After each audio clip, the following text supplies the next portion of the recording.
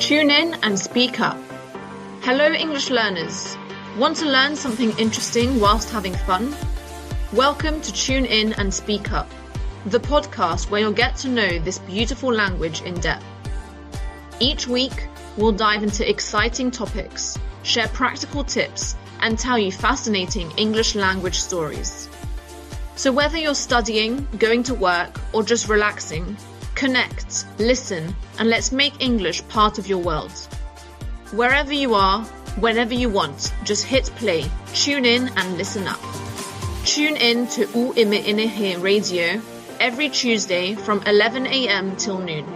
Don't just learn English, live it.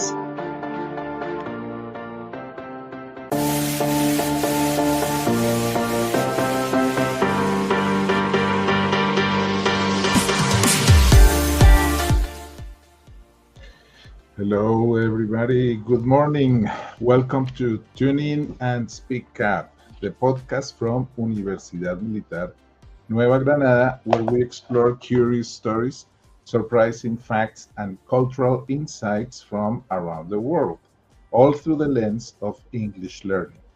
This is the podcast where unusual moments from history and culture become your classroom for practicing English. I'm Jorge Bermudez, teacher of English at the Department of Multicultural Studies at UMNG, part of the School of Education and Humanities. I'll be your guide through some of the most unexpected and thought-provoking topics, from forgotten inventions and everyday objects to strange ideas that quietly changed the way we live.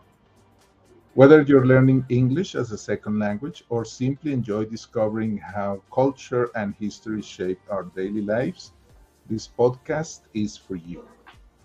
So, if you're ready to improve your listening skills, expand your vocabulary, and explore the hidden stories behind ordinary things, grab your headphones, tune in, and let's speak up. Today, in our episode number 14 of the season, we have the history of photographs, when light learned to remember.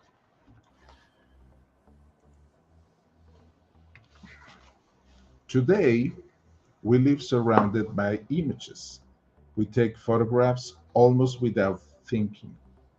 We capture food, faces, streets, sunsets, documents, and memories in seconds. A single moment can be saved, shared, edited, and forgotten just as quickly. But this way of seeing the world is very new. For most of human history, people could not truly capture reality. They could describe it with words, paint it with colors, or remember it in stories, but they could not freeze a real moment exactly as it appeared. Memory was fragile, and images depended on the hand and imagination of an artist. Then, slowly and almost quietly, everything changed. In the early 19th century, scientists, inventors, and artists began to ask a powerful question. What if light itself could record what it touched? This question did not come from art alone. It came from chemistry, from physics, and from centuries of curiosity about how vision works. People already knew about lenses, mirrors, and the camera obscura, a dark box that could project the outside world onto a surface inside. The image was there, clear and magical, but it always disappeared. The great challenge was not seeing the image, it was keeping it. The first photographs were not born from speed or convenience. They were born from patience. Early experiments required hours of exposure, dangerous chemicals, and absolute stillness. The process was slow, complex, and often uncertain. But for the first time in history, a real moment could survive beyond the moment itself. Photography did more than create pictures. It changed how humans understood truth, memory, and reality. A photograph felt objective, almost scientific, as if it showed the world exactly as it was. At the same time, it raised new questions. What do we choose to photograph? What do we leave out? And how does an image influence what we believe? This episode explores the birth of photography not as a single invention, but as a quiet revolution. A revolution where light became a storyteller, chemistry became an artist, and memory learned how to stay. Before photography, history was written. After photography, history could be seen. And once the world learned how to capture an image, it never looked at reality in the same way again.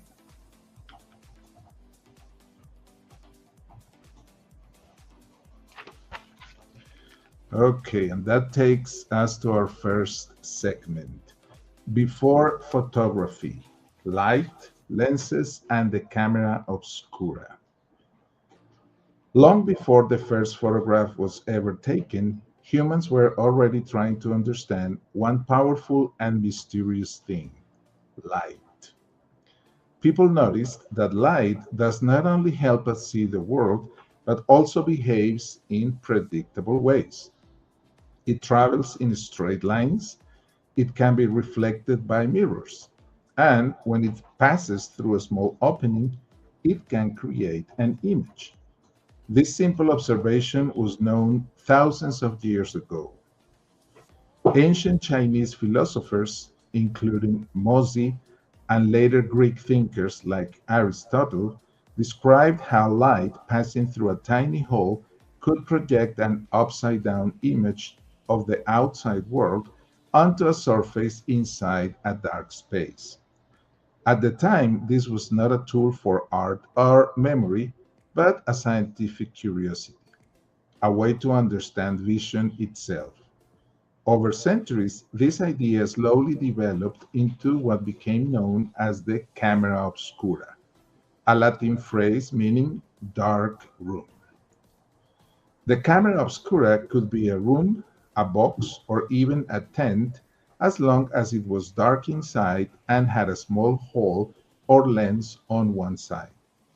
When sunlight entered through that opening, it projected a clear image of the outside scene onto the opposite wall. For people seeing this for the first time, the experience was almost magical. Trees appeared to grow from the ceiling. People walked upside down across walls. The world outside entered a space where no one expected it. Artists quickly realized the value of this phenomenon. During the Renaissance, painters such as Leonardo da Vinci studied the camera obscura to better understand perspective, proportion, and realism. Some artists use it as a drawing aid, tracing the projected image to create accurate landscapes and city scenes. However, the image itself could not stay. Once the light disappeared, so did the picture. Lenses later improved the camera obscura dramatically. By adding a glass lens instead of a simple hole, the image became sharper, brighter, and more detailed. Still, the fundamental problem remained unsolved.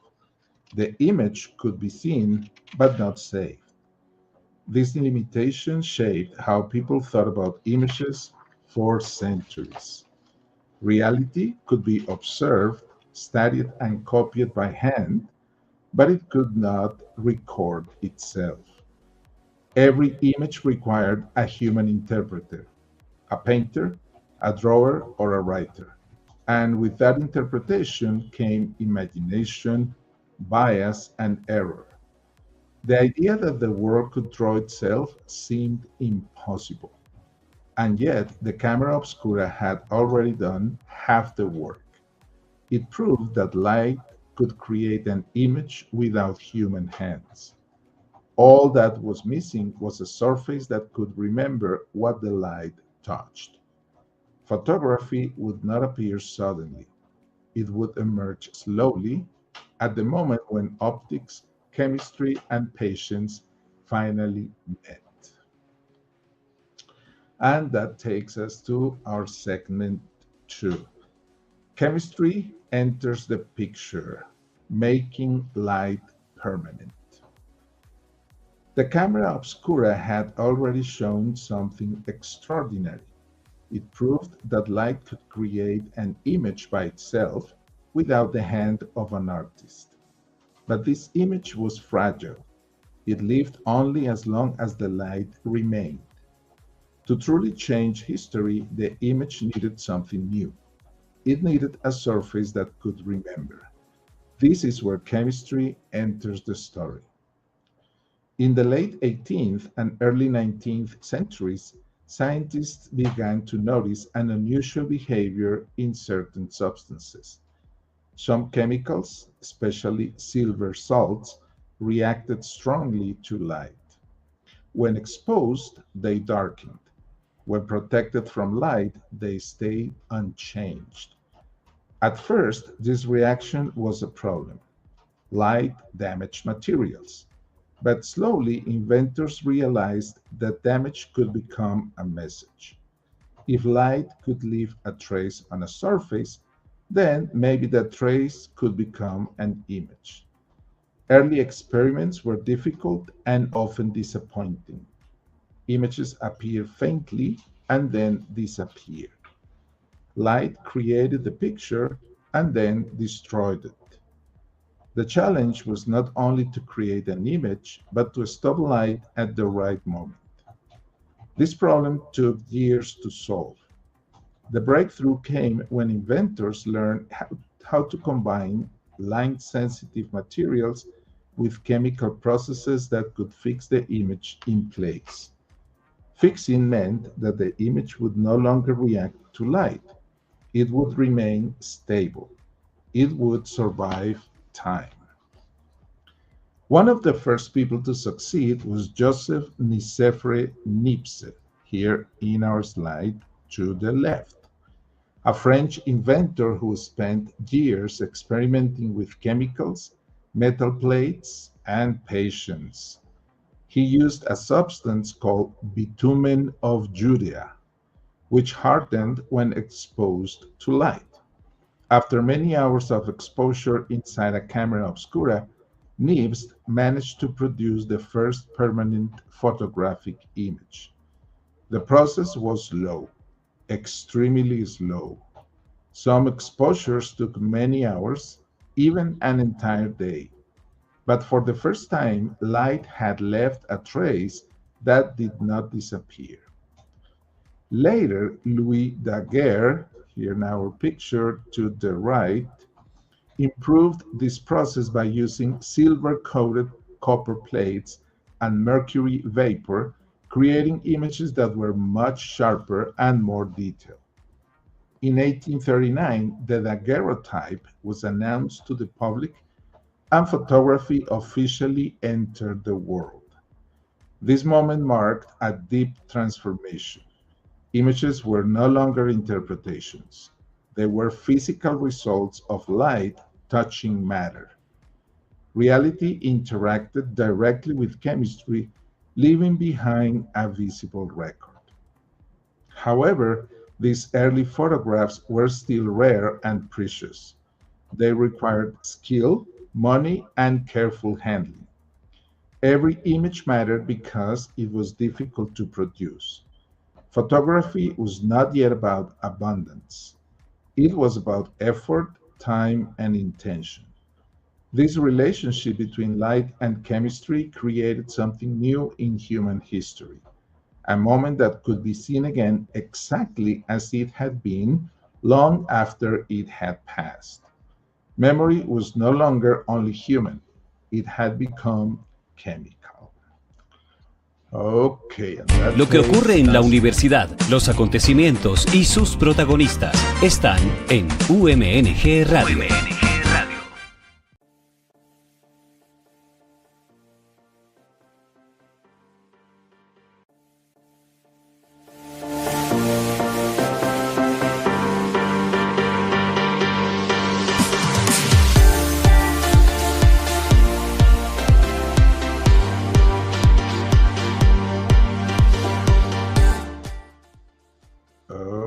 Okay, and we're back with our next segment, the first photographs and the shock of seeing reality. When the first photographs finally appeared, they did more than show an image. They caused a quiet shock. For the first time, people were looking at a scene that had not been drawn, painted, or interpreted by a human hand.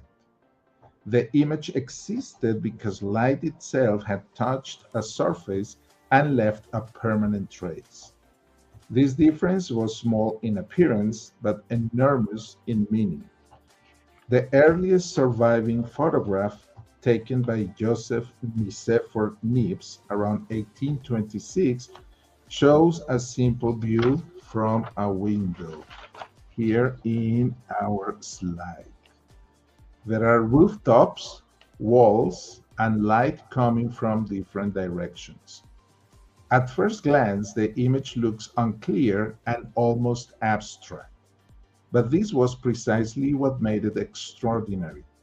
Nothing in the image was chosen for beauty. Nothing was corrected or improved. Reality appeared exactly as it was, including its imperfections. When Louis Daguerre later introduced the daguerreotype, the reaction was immediate and intense. People gathered to see these images, often in silence. They were amazed by the level of detail, the sharpness, and the strange feeling that the world had somehow been captured and frozen. Some observers felt excitement, others felt fear. Writers and artists worried that painting and drawing might disappear. If a machine could show reality more accurately than a human hand, what would happen to art? At the same time, scientists and historians saw enormous potential. Cities, people, and events could now be documented with a precision never before possible. Portrait photography had a particularly strong impact. For the first time, ordinary people could see their own faces fixed in time. This experience was deeply emotional. A photograph did not flatter like a painting. It showed wrinkles, shadows, and expressions exactly as they appeared. Because exposure times were still long, people had to sit completely still. Faces looked serious, even tense, not because people were unhappy, but because movement would erase the image. Smiling was difficult to hold for minutes. These early photographs changed how people understood truth. An image no longer felt like an opinion, it felt like evidence. Yet, even in this early moment, photography was already shaping reality, not just recording it. Photographers chose what to include and what to exclude. They chose where to stand, when to expose, and what deserved to be remembered. The shock of early photography was not only visual, it was philosophical. Reality had learned how to leave a mark, and once people saw the world reflected back at them with such precision, it became impossible to see images or truth in the same way again. Okay, and that takes us to our next segment, from rarity to routine. Photography becomes part of everyday life. For many years after its invention, photography remained something special. Early photographs were expensive, slow, and difficult to produce. They required chemicals, heavy equipment, and trained professionals. Having your photograph taken was an event, not a habit. People dressed carefully, prepared themselves, and treated the moment with seriousness and respect. A photograph was rare because it had to be. This began to change in the second half of the 19th century when photography slowly moved out of studios and into everyday life. New processes reduced exposure times. Materials became safer and cameras grew smaller and more practical. Photography was no longer only for scientists, artists, or the wealthy. The most important change came with George Eastman and the invention of roll film. Instead of heavy glass plates, photographers could now use flexible film stored inside a simple box camera. When Eastman introduced the Kodak camera in 1888, his message was clear. Photography was no longer a technical skill, but an everyday activity. People no longer needed to understand chemistry. They only needed to press a button. This transformation had deep cultural consequences. Photography moved from documentation to memory. Families began to record birthdays, weddings, children, and holidays. Moments that once disappeared into the past could now be kept, shared, and revisited. At the same time, photography remained limited. Film imposed boundaries that shaped behavior. A roll of film contained a fixed number of images. Every photograph cost money not only to take but to develop. Mistakes mattered. Because of these limits, people chose carefully. They waited for the right moment. They thought before pressing the button. Photography encouraged attention and intention. Albums were physical objects. Photos were printed, touched, and placed in boxes or frames. Images aged with time, collecting scratches, stains, and stories. A photograph was not only an image but an object with weight and presence. By the early 20th century, photography had become routine, but not careless. It was part of daily life, yet still connected to patience, waiting, and selection. This balance between accessibility and limitation shaped how generations understood memory. Photography became a companion to life, not a constant interruption. That balance, however, would not last forever.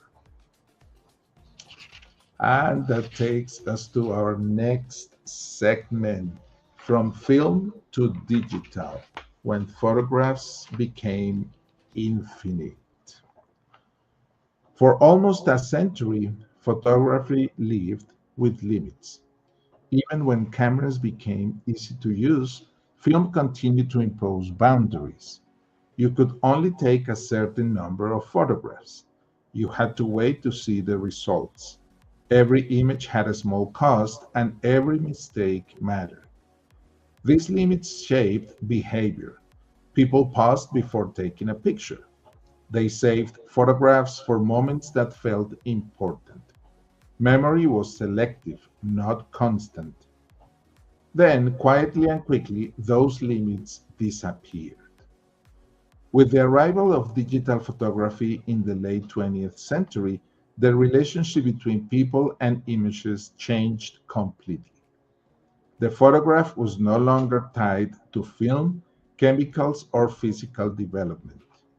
Light was converted into data. Images became files. This change may sound technical, but its consequences were cultural and emotional. For the first time in history, the number of photographs a person could take was no longer fixed. It was, for practical purposes, infinite. A mistake no longer cost anything. A photograph no longer required waiting. You could see the image immediately, delete it, and try again. Photography moved from decision to repetition. Cameras were soon placed inside phones, and photography stopped being an activity and became a reflex. Moments were no longer chosen, they were captured continuously. This abundance changed the value of images. When photographs were rare, they carried weight. When photographs became infinite, they became lighter, easier to replace, and easier to forget. Memory itself began to change. Instead of remembering moments, people began to store them. Instead of revisiting a few meaningful images, people accumulated thousands. Photographs no longer marked special occasions. They followed everyday life in real time. Digital photography also changed how images exist. A film photograph was a physical object. It could fade, tear, or disappear. A digital photograph exists everywhere and nowhere at the same time. Copied, shared, backed up, and endlessly reproduced. This is the moment when photography stops being only a record of the past and becomes part of the present. Images are no longer about what happened, they are about what is happening now. This shift prepares us for a deeper question. If photographs are infinite, instant, and permanent, what happens to meaning? That question will guide us into the philosophical reflections that come next. And here we have our next segment, From Memory to Information. Byung-Chul Han and the Crisis of the Photograph. Philosopher Byung-Chul Han here in the picture. At this point in the story, photography is no longer slow, rare, or limited. It is fast, endless, and always available. And this is where the philosopher Byung-Chul Han enters the conversation. Han, a German-Korean thinker known for its critiques of digital culture, argues that the move from analog to digital photography is not simply a technical change. It is a deep transformation in how we relate to reality, memory, and even to ourselves. For Han, analog photographs were not just images, they were things. An analog photograph had a physical body. Light reflected from a real person or object touched the film and left a trace. Because of this, the photograph carried a direct connection to the world. It silently said, "This existed. This was here." Han draws on the ideas of Roland Barthes to explain why these images felt so powerful. Analog photographs were often imperfect. They showed small details that could disturb or move the viewer. A tired face, a strange gesture, a detail that did not try to be beautiful. These details created what Barthes called the punctum, a small wound in the image that stopped the viewer and forced reflection.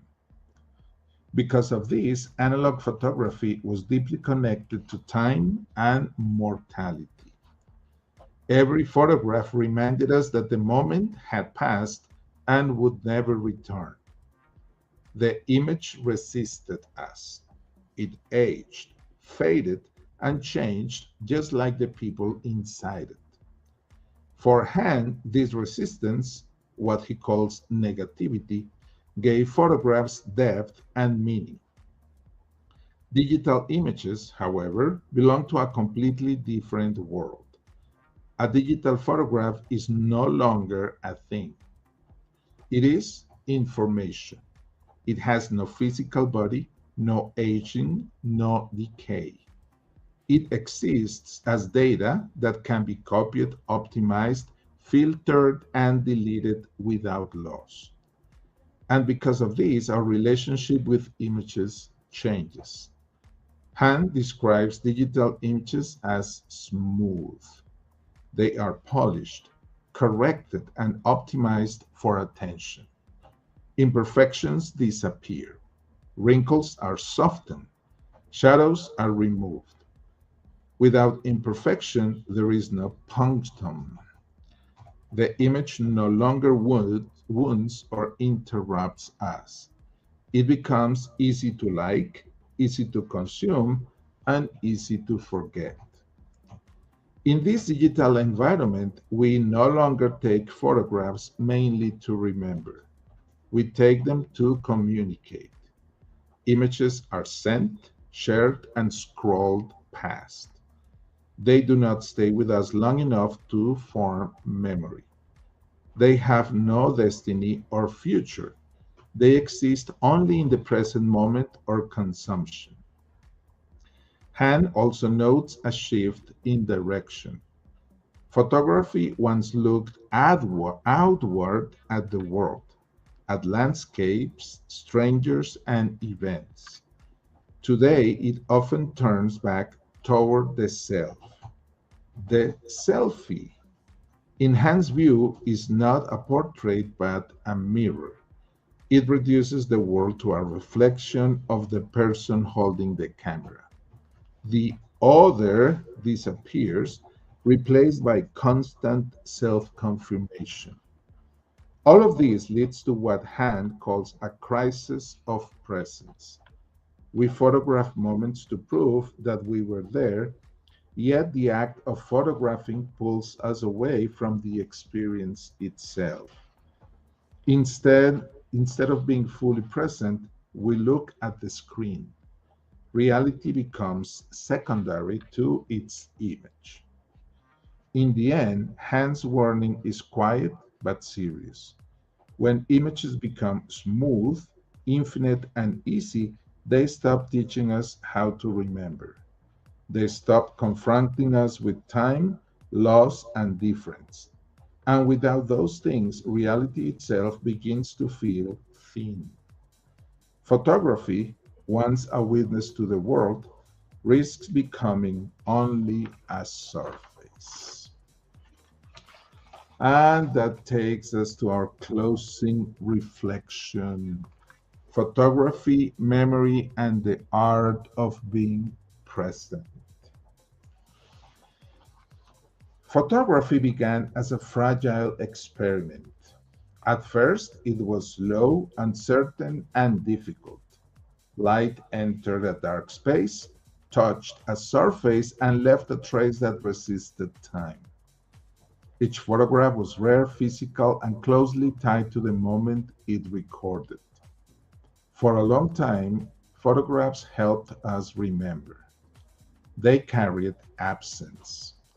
They reminded us that something had happened and would never happen again. To look at a photograph was to pause, to reflect, and sometimes to feel loss.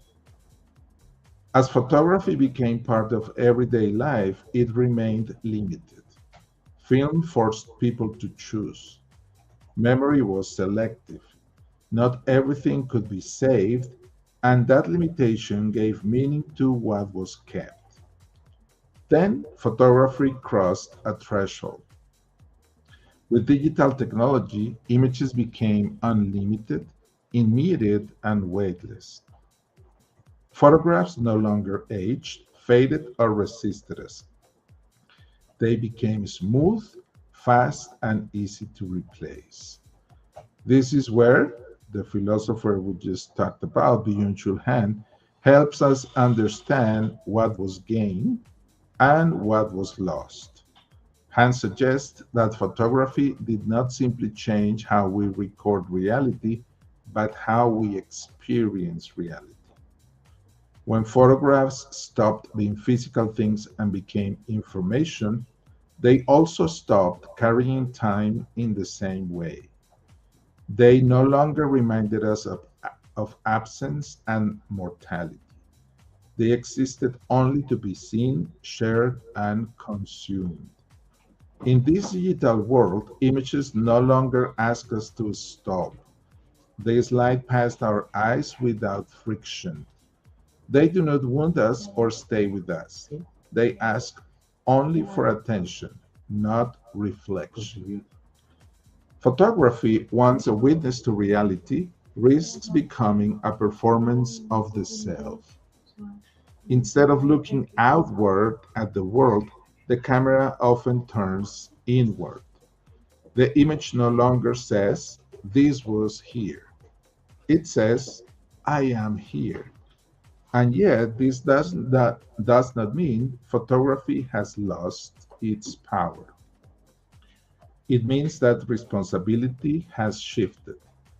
In a world full of images, meaning no longer comes from technology.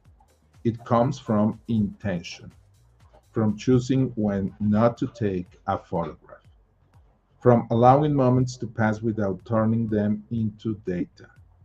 Perhaps the future of photography is not about taking better pictures, but about learning when to look without capturing, to experience without proving, and to remember without recording.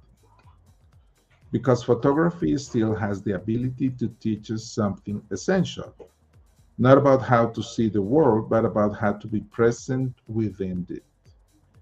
And maybe in an age of infinite images, the most radical act is not to take another photograph, but to truly look.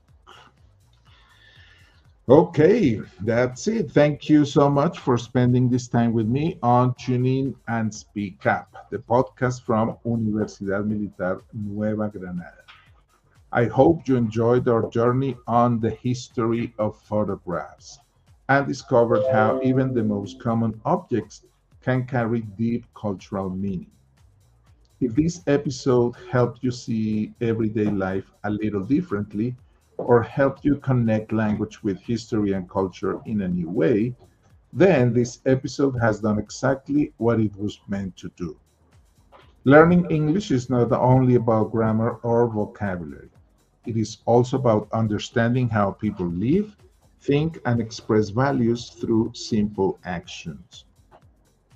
This season, we will continue exploring unusual yet meaningful topics that reveal the strong connection between language, history, and daily experience. Each episode is designed to help you improve your listening skills, expand your vocabulary, and develop a deeper awareness of how culture shapes communication. If you found today's episode useful or interesting, feel free to share it with your classmates, friends, or fellow English learners. Learning becomes stronger when it is shared, discussed, and experienced together. And if you'd like to share your thoughts, reflections, or feedback, we would truly love to hear from you. Your ideas help us grow, and your voice helps shape future episodes. This podcast exists for learners like you, curious, thoughtful, and committed to improving step by step. We'll be back next week with another topic that may surprise you, make you reflect, or inspire new conversations in English. Until then, keep listening, keep practicing, and most importantly, keep exploring the world through language. And as always, keep speaking up. Until next time. Leito, thank you very much.